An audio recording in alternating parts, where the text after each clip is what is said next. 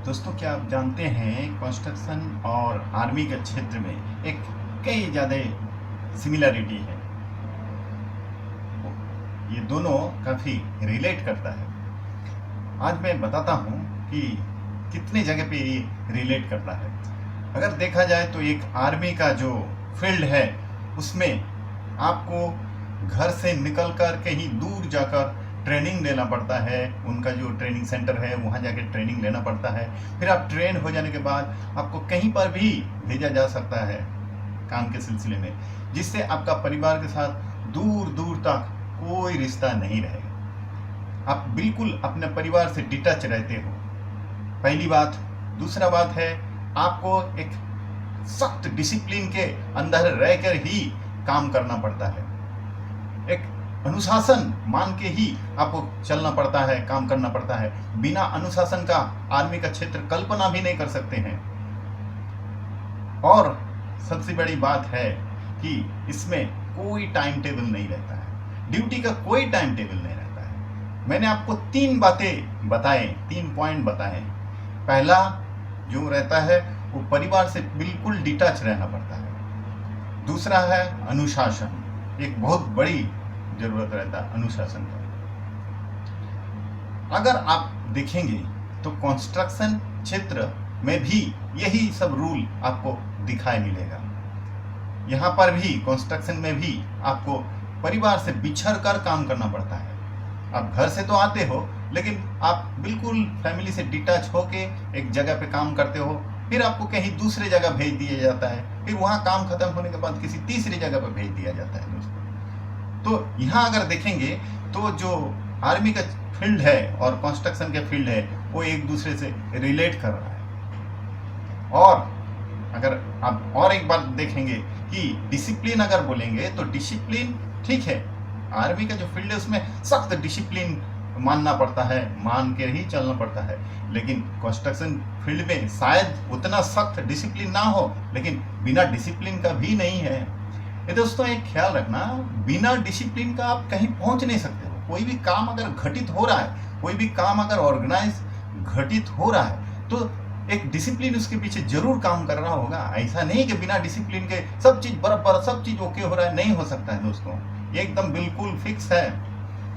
तो यहाँ पर भी आप देखेंगे तो डिसिप्लिन आपको कंस्ट्रक्शन क्षेत्र में और आर्मी के क्षेत्र में दोनों जगह पे ही है, एक सिमिलरिटी है। हम आगे बढ़ते हैं। आगे क्या है ना, आगे भी उसी तरह है कि आपको यहाँ पर कंस्ट्रक्शन फील्ड में भी कोई वक्त नहीं होता है, ड्यूटी का कोई भी वक्त नहीं होता है। ड्यूटी जाने का एक वक्त तो रहता है, लेकिन आने का कोई वक्त नहीं रहता है। हो सकता है कि आपको काम के सिलसिले में पूरा रात उधर खड़े होकर काम करवाना पड़े। आपको अगर ऑफिशियल कोई जॉब कर रहे हो सकता है कि अगले दिन कोई ऑडिट है, कोई बड़े डायरेक्टर आ रहे हैं, कोई रिपोर्ट पेश करना है, कोई रिपोर्ट भेजना है, तो उसके लिए हो सकता है कि आपको डे नाइट काम करना पड़े। तो इसमें कोई लिमिटेशन नहीं है, कोई वक्त नहीं है कि इतना तय वक्त में आपको काम करके निकलना है। नहीं, यहाँ पर मोटो तो यह है कि आपको किसी तरह वो काम को फिनिश करना है। तो दोस्तों हमने एक देखा है कि कंस्ट्रक्शन और जो आर्मी का फील्ड है वो कई ज्यादा रिलेट करता है। और एक तीसरी बात है, इसके वजह से कंस्ट्रक्शन और आर्मी का क्षेत्र में इससे फैमिली से डिटैच होने की वजह से मन आपको काम पे लगता नहीं है। लेकिन आर्मी का फील्ड में क्या होता है, क्योंकि उनका डिसिप्लिन इतना सख्त है कि उनको उस चीज को एक ट्रेंड कर दिया जाता है, उनको एक साइकोलॉजिकली एक ट्रेंड किया जाता है कि किस तरह से अपना मन की बात को हटाकर परे रख के उसको काम के प्रति फोकस्ड होना पड़ता है। ये एक सबसे बड़ी चीज है जो आर्मी को ट्रेंड किया जाता है। उनको बिल्कुल एकदम मशीन के जैसा बना दिया जाता है। जितना वक्त से जितना वक्त वो ड्यूटी पे है उस वक्त तक वो बिल्कुल एक रोबोट की तरह है, एक मशीन की तरह है। दोस्तों ये एक गुड बात आपको बता रहा हूं मैं।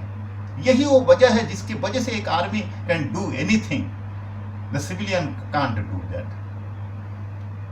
एक साधारण मनुष्य वो कल्पना नहीं कर सकता है जो एक आर्मी कर सकता है। तो यहाँ पर एक बहुत बड़ा चीज है, वो मन को मारकर भी काम करता है, लेकिन दुखी तो वो भी रहता है।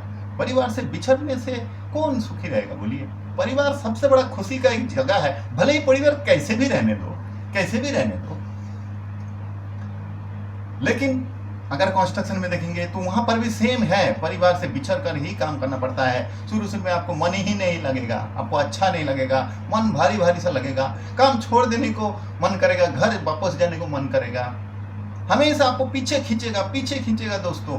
लेकिन ध्यान रहे, आपको बिल्कुल पत्थर बनवाना है, आपको मन को हार्ड बनवाना है, बिल्कुल लोहे के जैसा सख्त बनाना है और इस फील्ड में टिके रहना है।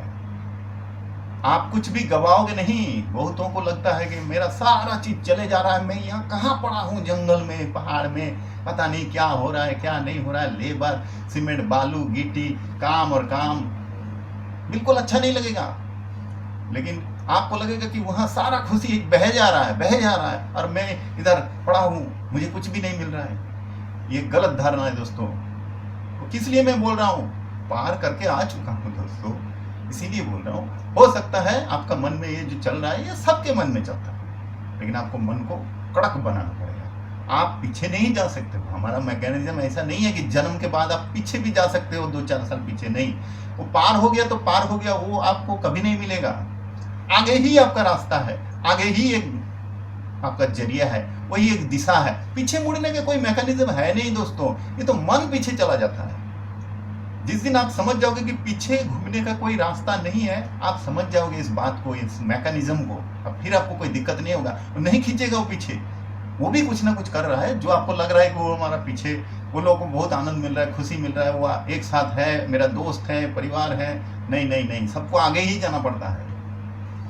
तो मन में ये ठान लो कि आगे ही रास्ता है, पीछे कुछ नहीं है, बस फिर देख लेना, कोई दिक्कत तो है नहीं।